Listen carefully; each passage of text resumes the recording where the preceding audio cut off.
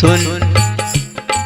अरे माई बाबू के मरते चाची लगली रंग दिखावे हो, लगली रंग दिखावे।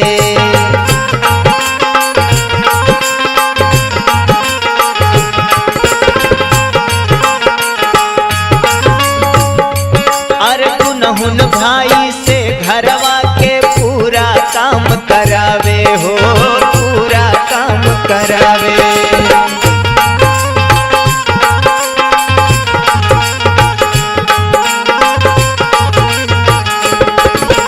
माई बापू के मरते चाची लगली रंग दिखावे। अरे गुनहुन भाई से घरवा के पूरा काम करावे। दिन भर खटवावे खाली दुई रोटी के करनवा।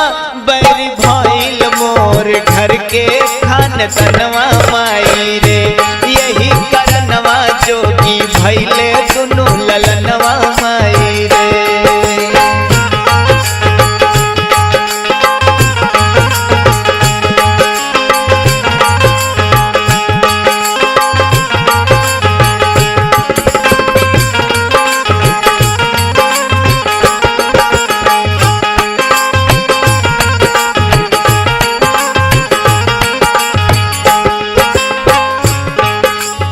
एक दिन सुनली चाची चाचा से कहत रहली के दुनू लइकन के जहर दे दा तो जवन इन्हनी के हिस्सा धन संपत्ति रही वो हमनी के हो जाई और हमनी के रास्ता के कांटा साफ हो जाई। ये सुन के बड़ा तकलीफ भइल भाई कि ये दुनिया में धन खातिर लोग कैसे लोग हत्या करेला, दूसरे के हिस्सा खातिर कैसे हत्या कर देला माई। वह दिन घर से अपना भाई के लेके भगली और आज तक घूम घूम ऐसे ही फेरा डाल डाल के मांगत खात है माई। सुन बतावत है।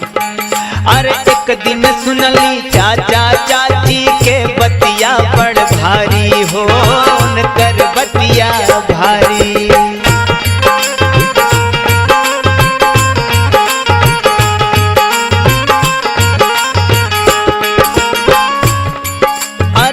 दुनहुन के जहर खियाता विपदा हटे हमारी हो, विपदा हटे हमारी।